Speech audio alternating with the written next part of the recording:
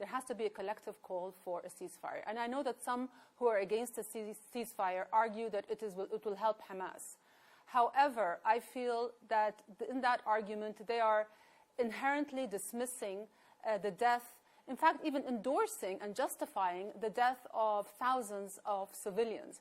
And that is just morally reprehensible. It is also short-sighted and not entirely rational because, as I've said before, if you manage to eliminate all of Hamas, what next? The root cause of this conflict is an illegal occupation.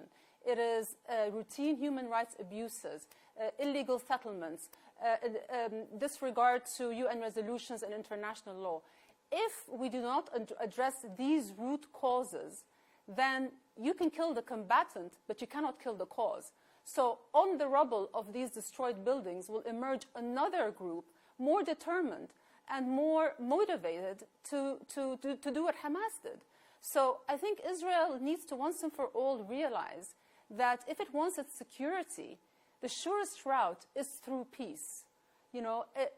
Not the strongest military or the most capable intelligence services or the Iron Dome or the separation wall will safeguard Israel's security as much as peace would. And I think that is the track that we need to pursue now. US Secretary of State Antony Blinken was in Jordan over the weekend. He says that Israel has every right to self-defense, to defend itself within the rules of war in order to ensure that what happened on October the 7th never happens again. If we want to make sure that we never have to be in this situation again, we have to ask ourselves how we got there. There has to be, if violence stood between Palestinians and a better future, then they themselves will fight against this violence. I just want to give you one simple fact. After the Oslo Accords in 1993, in 1996, a poll was taken and it showed that 80% of Palestinians supported the Accords and support for violent resistance dropped to 20%. So if Palestinians had a political horizon, they themselves would be against any form of violence. But they need to be given that prospect. How concerned are you about the civilian death toll and worsening humanitarian situation on the ground in Gaza? And what genuine steps, if any, do you see Israel taking to reduce casualties? I cannot begin to describe the scale and the scope of the catastrophic humanitarian situation that we are seeing. It is absolutely unprecedented. And it's been unbearable to watch the avalanche of human suffering that we're seeing.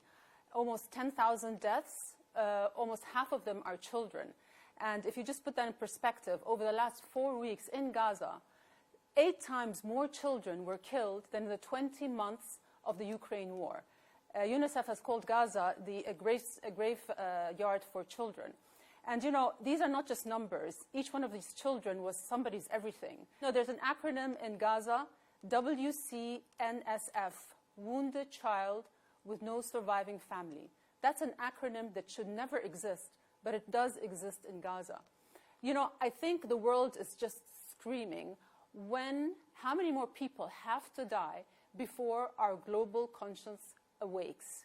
Or is it forever dormant when it comes to the Palestinians? The Israelis insist that they are doing their best to protect citizens, yet they say Hamas uses citizens as human shields and cites what it says are numerous examples of the terror group using human shields in this current conflict. What do you make of that? Well, look, after over 10,000 people killed, 70% of whom are women and children, for the Israelis to claim that they are trying to protect citizens is, honestly, it's an insult to one's intelligence. When 1.1 million people are asked to leave their homes or risk death, that is not a protection of civilians. That is forced displacement. And UN agencies and other agencies have said that there's no safe place in Gaza. And even the areas that they have asked people to seek refuge in, those so-called safe zones, they have been attacked as well. And never mind that the evacuation orders are sent online or on television, knowing that there's no electricity in Gaza since the beginning of this war.